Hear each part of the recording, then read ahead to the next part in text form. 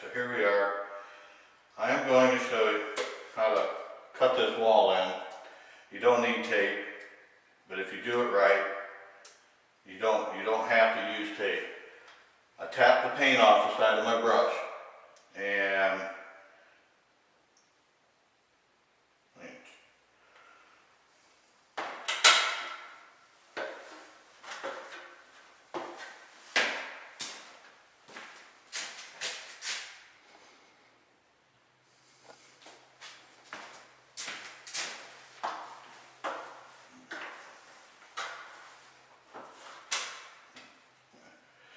working with the brush like I showed you earlier, you see all I'm doing is tapping off the side of the brush. And the object is to get paint on the wall. So I offload some paint. I don't go to my trim right away. I get some paint on the wall, and then I work up into it. And if you get enough paint on your wall, a lot of people they'll try to paint a wall and they'll work with a dry brush. That's not good. That's going to take you forever. You know, the more paint you have, I mean, you don't want to put a whole, flood the wall with paint, but you definitely want to get some paint on there that you can work with. You know, so I bring it down to brush width. Probably about, this is a 3-inch nylon brush, and I bring it down about a brush width. A lot of people try to cut it like this. That's not the way to do it. I mean, you want to be able to work that paint up in there. See how easy that is? You see, I have enough paint on that wall to work with, and it's done. And slap the paint on the side of the can, come out of the way, make sure you don't have no drip. It won't drip off there. And you're only loading up just the tips of the brush, maybe about a third of the brush. You don't want to get paint all the way up into your heel because you'll ruin the brush.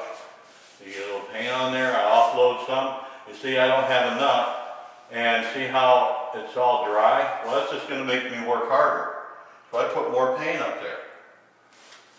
Put some paint on that brush. The buddy of mine, Danny Moore, he was one of my painting buddies from Colorado, and him and I go way back, and he was, he's one of the guys that I learned a lot from, and I actually taught him a lot about spraying, and he taught me a lot about, brushing and rolling, and like he always used to tell me, he said, get some paint on that brush.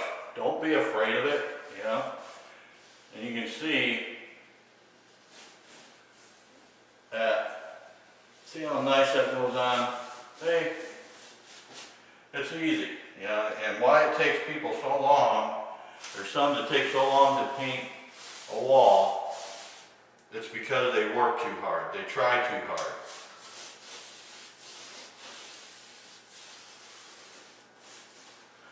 Now this wall to my left is going to be going an accent color, which is going to be another finish. And this, what I'm putting on here, is a base color to a faux finish that we're going to be doing on this wall.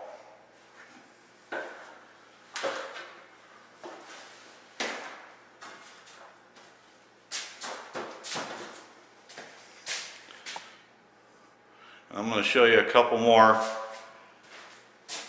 times here, and then I'm going to cut this room in, and it shouldn't take me but maybe an hour, maybe an hour to cut this room in. Get some paint on that wall. You see how much I got on there? And I'm not flooding the wall, but yeah, this is a knockdown texture, which is a lot here in Florida. We have that everywhere. And now that I got paint on that wall, I dip it again. And see, now I got some paint to work with. And I'm not using a dry brush. And you're able to cut that wall in and move on.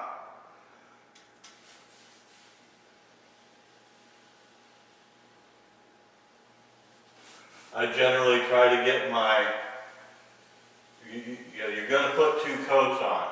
So I try to get my first cut as straight and as perfect as I can. And then with the second coat is when I really tighten it up to make it nice and tight. You know, I mean, your cut lines are very important when it comes to a finish. And I don't know how many times I've come into a room to do my finish that's another painter had been doing. And not that it was a bad job, you know, I mean, most times, you know, it's a pretty good job, pretty good work, but I'm very particular about my cut lines. And a lot of times I'll have to get into the paint and do it myself because if you got a little white line there, it shows up in your finish.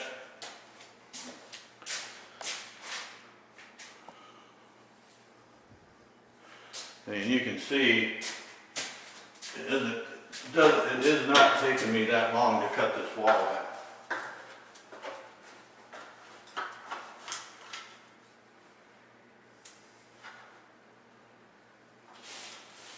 A lot of people just make it way too hard.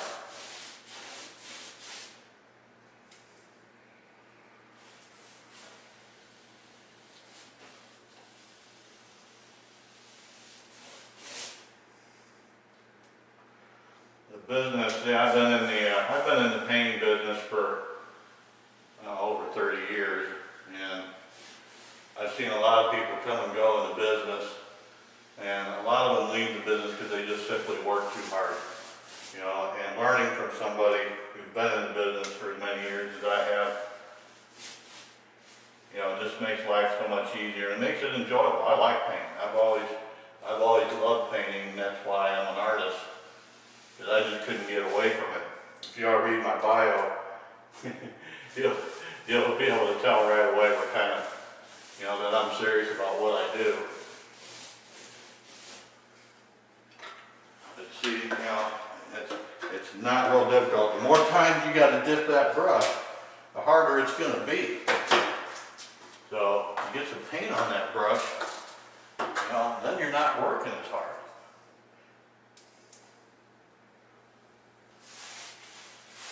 Cut your corners.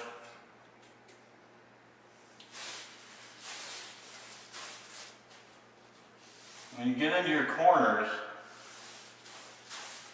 show you an easy way to do that.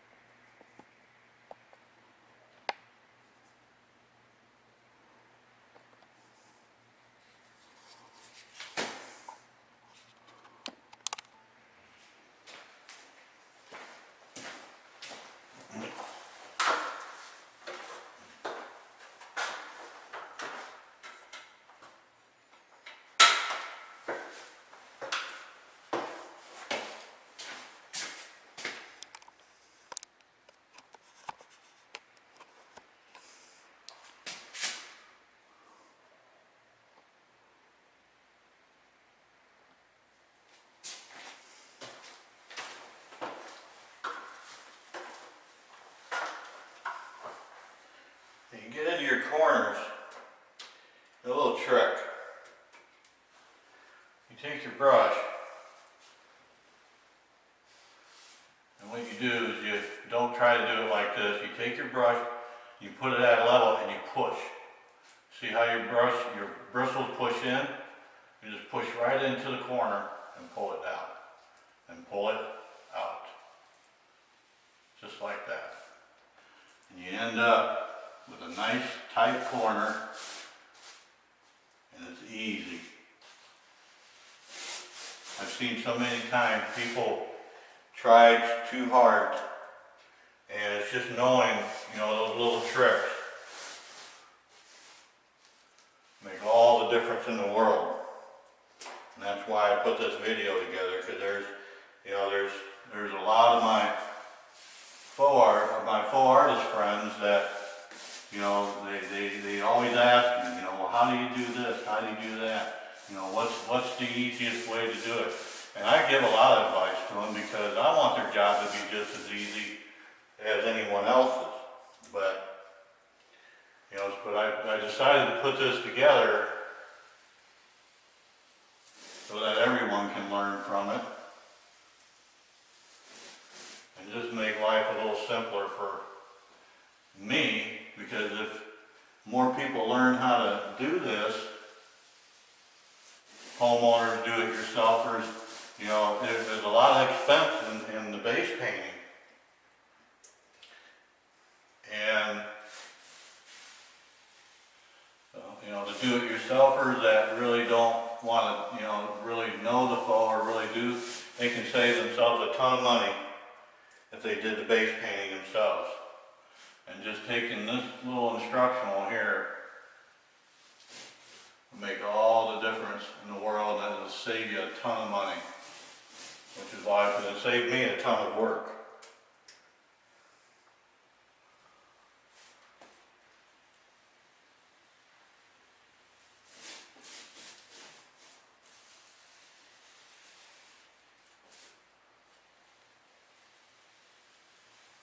And don't get in a hurry. Take your time.